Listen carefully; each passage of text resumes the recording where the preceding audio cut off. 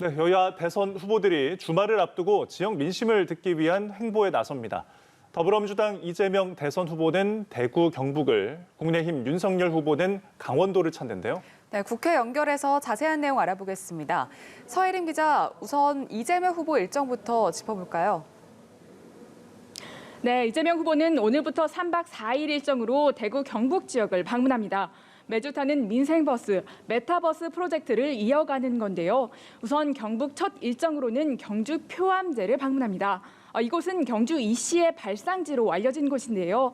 자신의 뿌리가 TK 지역에 있다는 점을 강조하며 지역 표심에 호소하려는 전략으로 보입니다.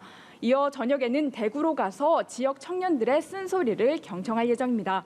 이에 앞서서 오전에는 옛 국민의당 소속이던 김관영 체이배 전 의원의 입당식도 열었는데요.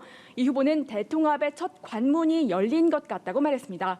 또 국민의힘이 소상공인에 대한 100조 원 지원을 이야기했다가 실질적 방안을 논의하자고 하니까 한 발 뺐다면서 100조 원을 지원할 구체적인 방안을 민주당이 만들면 좋겠다고 말했습니다.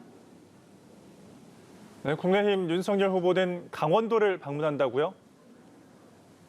네, 그렇습니다. 윤 후보는 1박 2일 일정으로 강원 지역을 방문할 예정인데요. 지역의 민생 고충을 청취하기 위한 행보입니다.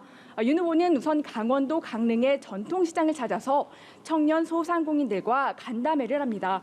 이어서 강릉 커피거리를 찾아 시민들과 거리 인사를 나눌 예정입니다. 또한 강릉의 의인들과도 만납니다. 전중현, 변정우 씨가 그 주인공인데요. 지난 2019년에 강릉 성남동 번화가에서 흉기 난동범을 맨손으로 제압해 화제가 된 인물들입니다. 윤 후보는 최근에 약자와 동행하고 범죄로부터 국민을 보호한다는 메시지를 강조하고 있는데요. 이 일정 역시 그 연장선상으로 볼 수 있습니다. 강원 방문에 앞서서 서울에서는 전국 장애인 지도자 대회 등을 참석해서 사회 취약계층의 목소리도 경청했습니다.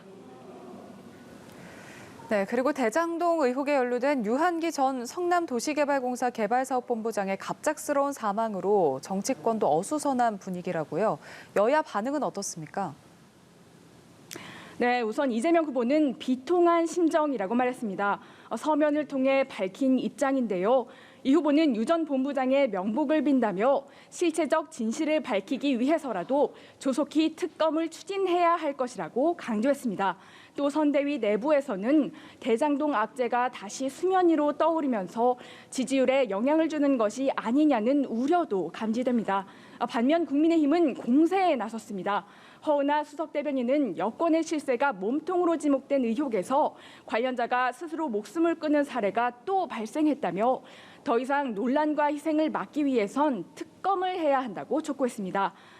이준석 대표 역시 설계자 1번 플레이어를 두고 주변만 탈탈 터니까 이런 것이라며 이 후보를 겨냥했는데요.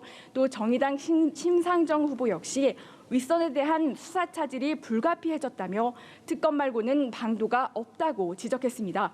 지금까지 국회에서 전해드렸습니다.